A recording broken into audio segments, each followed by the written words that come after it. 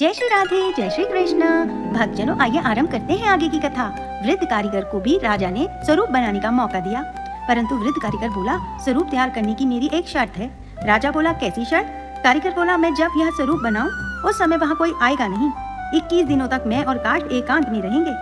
अब राजा बोला कि फिर हमको पता कैसे चलेगा कि आप स्वरूप बना रहे हैं या नहीं?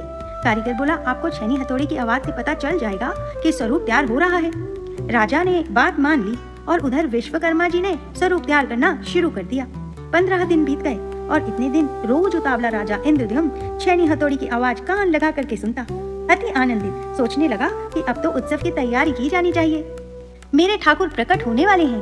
परंतु भक्तजनों, 15 दिनों के बाद अंदर से आवाज आनी बंद हो गई। अब राजा को सुबह से शाम हो गई, कान दरवाजे पर लगाए कि शायद अब आवाज आ जाए, पर आवाज तो बिल्कुल बंद हो चुकी थी। अब राजा के मन में शंका उत्पन्न हुई कि कारीगर तो एकदम ही वयोवृद्ध है, कहीं स्वरूप बनाते बनाते पधार तो नहीं गए। सबने मना किया कि दरवाजा मत खोलो, पर राजा बोला, नहीं, कब तक ना खोलूं मैं? ठाकुर जी का स्वरूप बन ही नहीं रहा है, कब तक प्रतीक्षा करूंगा मैं? और कहीं ठाकुर जी अधूरे बने रह गए तब क्या करूंगा मैं?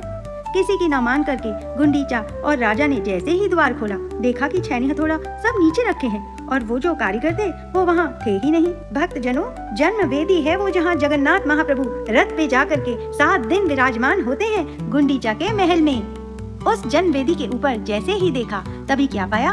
3 विग्रह 3 रूपों में विराजमान है, जहाँ पर बिल्कुल दाहिनी ओर में श्वेत वर्ण के श्री बलभद्र जी महाराज दोनों भुजा लेकर के, मध्य में सुभद्रा जी और बाम अंग में साक्षात नील माधव भगवान ही श्री जगन्नाथ जी के रूप में खड़े हुए हैं। श्री जगन्नाथ महाप्रभु की जय, श्री जगन्नाथ महाप्रभु की जय। आज की कथा बस यहीं तक, शेष कथा अगले भाग में। राधे राधे।